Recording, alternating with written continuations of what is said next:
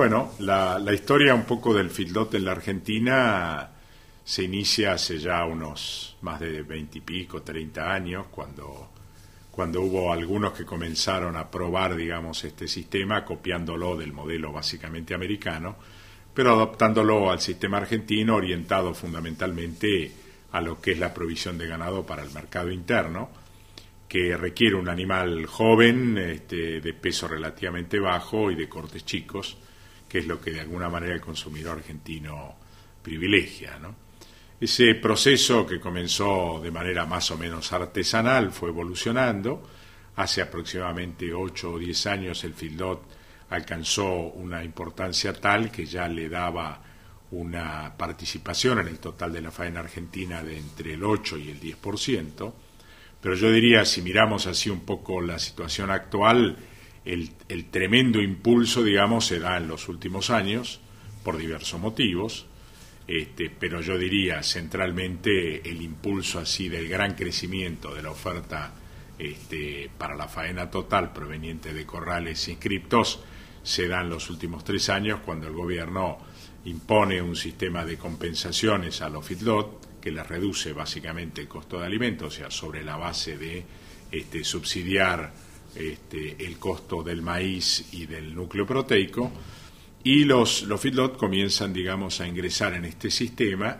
al punto tal que el año pasado alcanzó una participación en la faena total de casi el 35%, y si lo miráramos desde lo que es la provisión de ganado liviano y joven con destino al mercado interno, de entre el 60 y el 70%, o sea, una irrupción en la producción de ganados y carnes en la Argentina tremendamente importante, ¿no? Ahora, en esa situación, digamos, particularmente he sido muy crítico del esquema de compensaciones o subsidios, porque generó una inequidad muy importante con el resto de la actividad.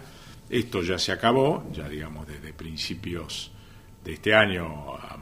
el 31 de marzo fue el último mes en el que se aplicaron subsidios, pero el modelo feedlot está más allá de los subsidios y las compensaciones. Claramente ha sido y es la hermana de la agricultura acompañando a la ganadería, la que ha permitido que la ganadería se desplace hacia sistemas más extensivos de pastos naturales y nuevas pasturas en las regiones del NEA, NOA y semiáridas, contra, digamos así, de alguna manera desplazando lo que era la ganadería tradicional de la pradera pampeana, permitiendo justamente terminar el animal en sus últimos 80, 90, 100 kilos, con la base de energía que de otra manera, con el tipo de pastos de estas nuevas regiones, no le costaría muchísimo alcanzar. La situación actual de los feedlots es más o menos conocida. Hay un serio problema de oferta de animales jóvenes como para ingresar a procesos de engorde y terminación. Hay un diferencial brutal de compra y venta entre lo que cuesta el flaco, digamos, para reponer y lo que se paga por el gordo, que hoy puntualmente está casi en el orden del 40% más de valor del flaco sobre el gordo, y un costo creciente en lo que es la base de granos y de energía y núcleos proteicos, que hace que el feedlot per se, digamos, esté pasando un momento más o menos complejo. No obstante lo cual, y yo diría, no es sorpresa, pero sí para quienes no siguen la actividad podría llamarles la atención, el feedlot sigue participando como oferta de la faena en torno del 30-32%, es decir, que pese a que las circunstancias hoy de la rentabilidad del proceso del engorde en feedlot no es el mejor, el feedlot sigue teniendo una participación tremendamente activa en la oferta para la faena. Mi lectura de esto es que lo que ha cambiado es quiénes son hoy los usuarios del esquema del feedlot respecto de lo que ha sido en el pasado. En el pasado eran productores tradicionales que, digamos, avanzando con la agricultura sobre lo que eran los campos ganaderos tradicionales, de buena calidad, sobre todo los campos para el engorde y terminación, entendieron de que el encierre a corral era la forma de liberar campo para la agricultura sin tener que abandonar el proceso de engorde o terminación de novillos o vaquillonas o vacas para la faena, ¿no? Hoy la situación es distinta. Desde hace unos años, quienes han entendido que el feedlot es una herramienta, yo diría, tremendamente importante para la continuidad de su negocio principal, que es el frigorífico, o las carnicerías, o la exportación de carne. Hoy frigoríficos, matarifes abastecedores, carnicerías y supermercados integrados probablemente tengan 2/3 de la propiedad del ganado que hoy se encuentra encerrado,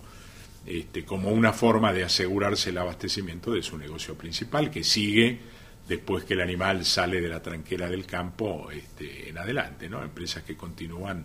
en los eslabones que siguen a la producción propiamente dicho. Por eso es que aún asumiendo alguna pérdida eventual durante el proceso final del engorde, aseguran lo que para ellos es esencial, que es la materia prima de su principal negocio, ¿no? Así que en este orden el feedlot ha demostrado, digamos, un poder de adaptación y de resolución a distintas circunstancias de la cadena productiva, que en algún momento fue para liberar campo para la agricultura y hoy es básicamente como una forma de asegurar el abastecimiento para las etapas de procesamiento y comercialización de carne. Si uno lo mira hacia adelante, digamos, y ya proyectándose hacia el futuro, la verdad que el feedlot es una herramienta que para los distintos usuarios ha demostrado ser tremendamente eficiente, ha demostrado, digamos, que no solamente cumple con la etapa de terminación en un tiempo muy corto, sino que además se encaja, digamos, perfectamente bien en distintos modelos y necesidades de los eslabones de la cadena. Lo que uno ve es que precisamente, y a raíz de este diferencial que hay entre la compra y venta,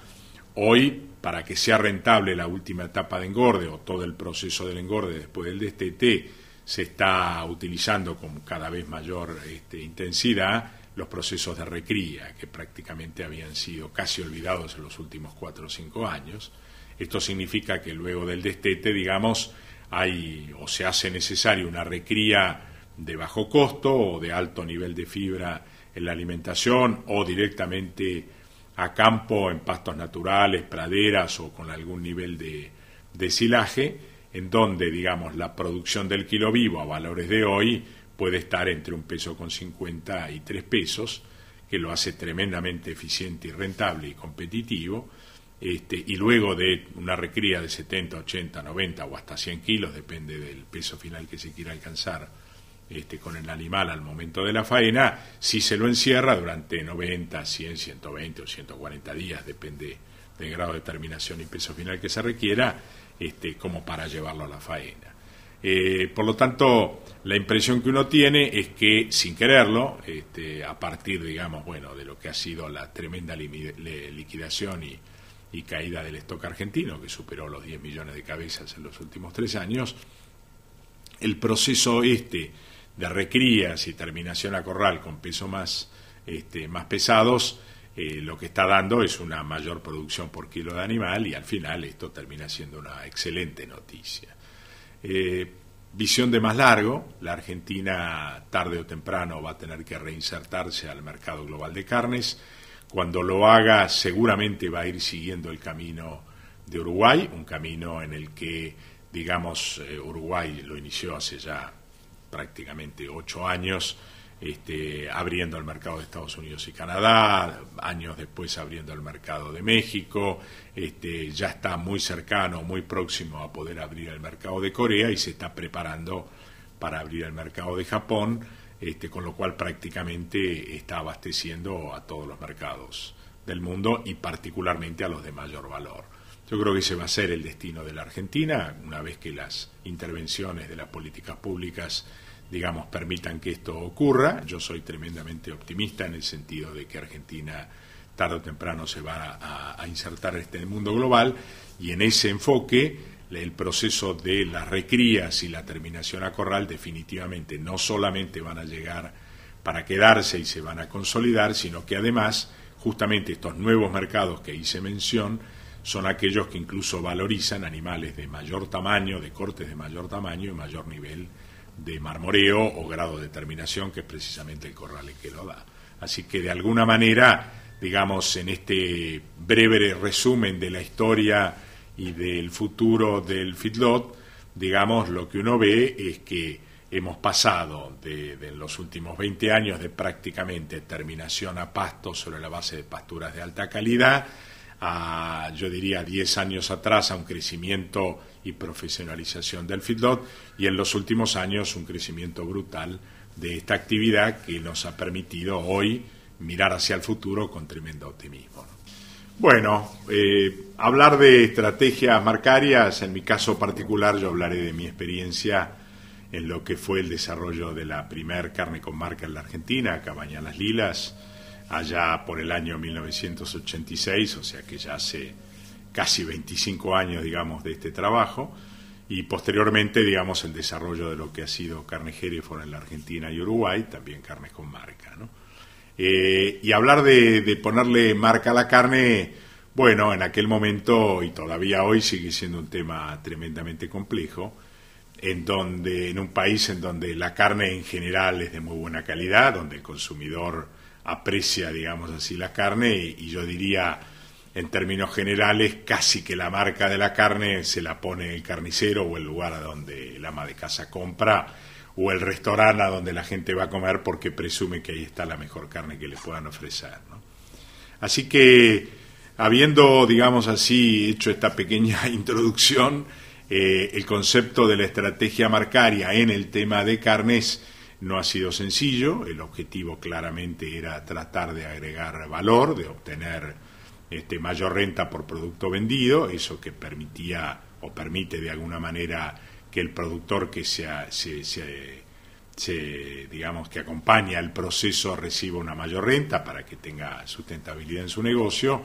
y además de obtener mayor renta en cada uno de los eslabones de la cadena, fundamentalmente crear un valor así marcario que parece intangible en el momento que uno lo va construyendo, pero que luego termina siendo uno de los activos más importantes de la compañía que lo desarrolla, ¿no?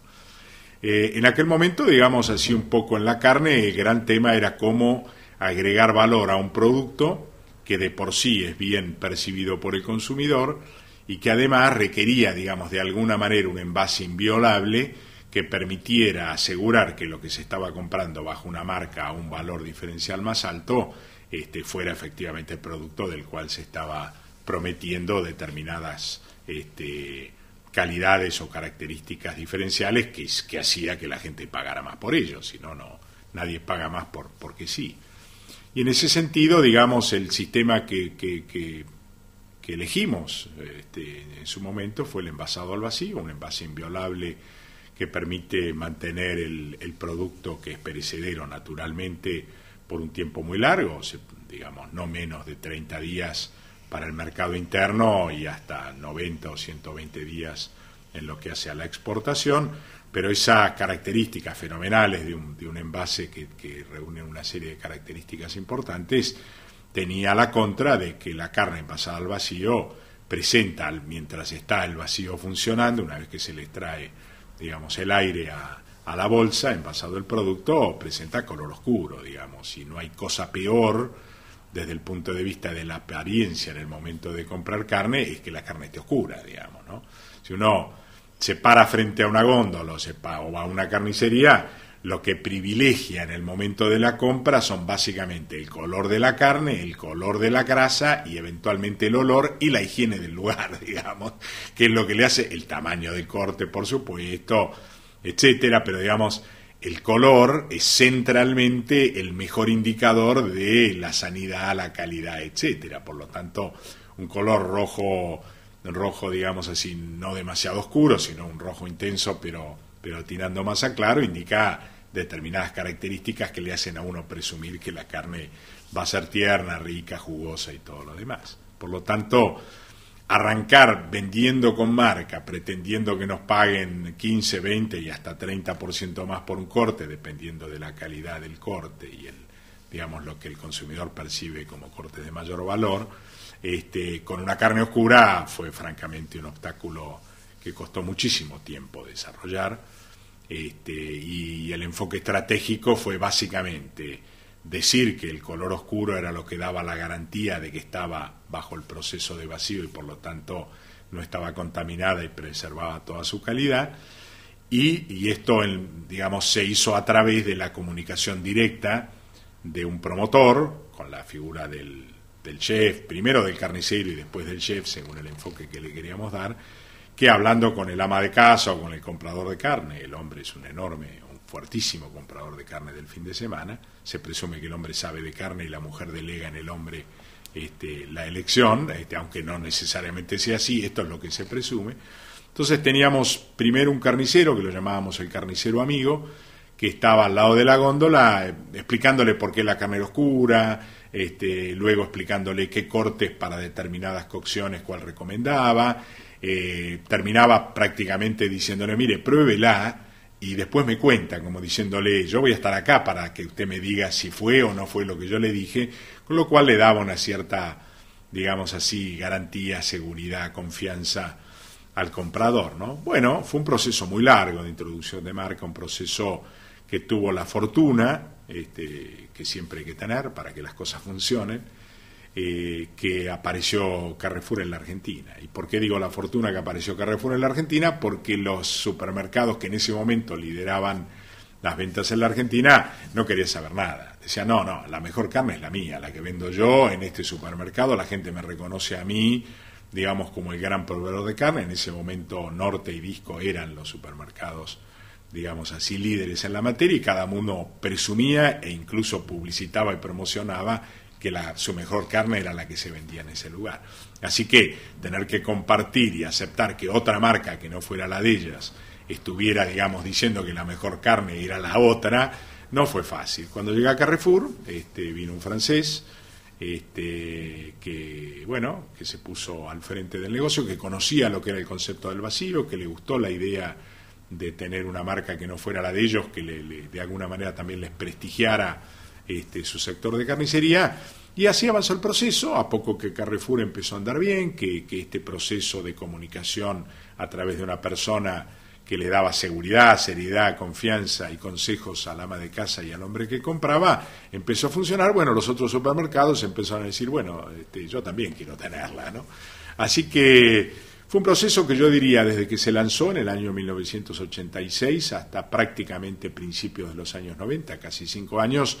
fue de muy lento crecimiento, pero a medida que se fue conociendo el proceso, que la gente fue entendiendo de que el concepto del vacío era bueno y que detrás del concepto del vacío había una empresa que garantizaba que todos los animales eran de determinada calidad, de razas británicas, alimentados con pasturas en ese momento muy jóvenes y tiernos, etcétera, etcétera, bueno, estuvo dispuesta a pagar el diferencial de precios, al punto que ya a mediados de los años 90 se vendía un volumen muy importante de carne, casi el 40% de la media res que se faenaba se vendía con marca a un diferencial de entre el 15 y el 20%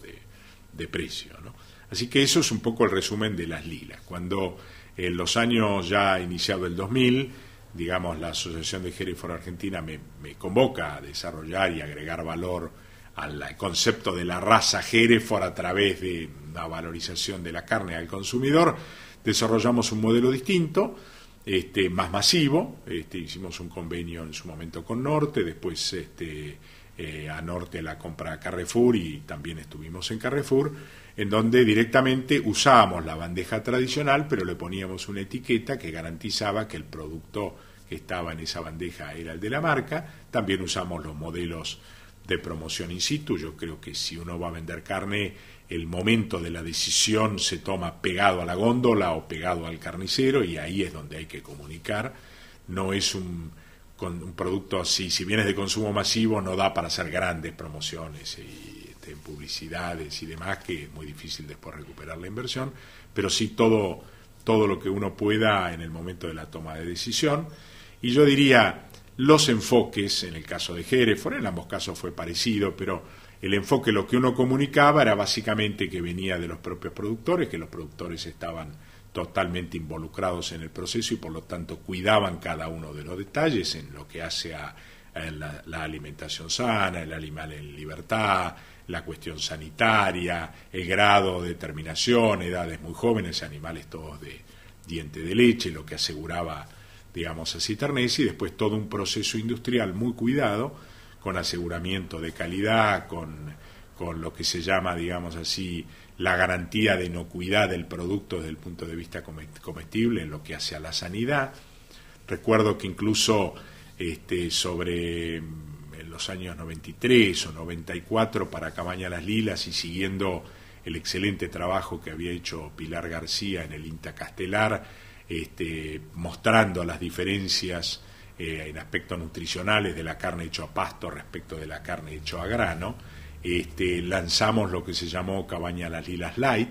que aseguraba que la carne de la línea light contenía menos colesterol, menos grasas, mejor relación omega 3, omega 6, y eso se daba fundamentalmente eligiendo animales muy jóvenes y determinados cortes que ya habíamos probado que tenían menos contenido de grasa en el músculo, ¿no es cierto? Ese producto, incluso presentado al La Cial de París, ganó el Cial de Oro como el mejor producto de su categoría en el mundo en el año 1994. En fin, todo un proceso de construcción de marca en donde, digamos, la comunicación de la calidad, el efecto, digamos así, de ofrecer un producto superior cuidado desde el origen, fue básicamente, yo diría, tal vez los pilares más grandes, con la seriedad y el compromiso en cada uno de los que participaban en la cadena, que la gente finalmente percibió que el producto respondía a esas expectativas y a esa promesa que se ofrecía.